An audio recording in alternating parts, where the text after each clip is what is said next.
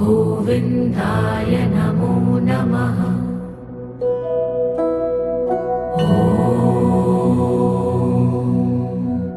कृष्णाय वासुदेवाय हरये परमात्मने प्रणतः क्लेशनाशाय गोविन्दाय नमो नमः।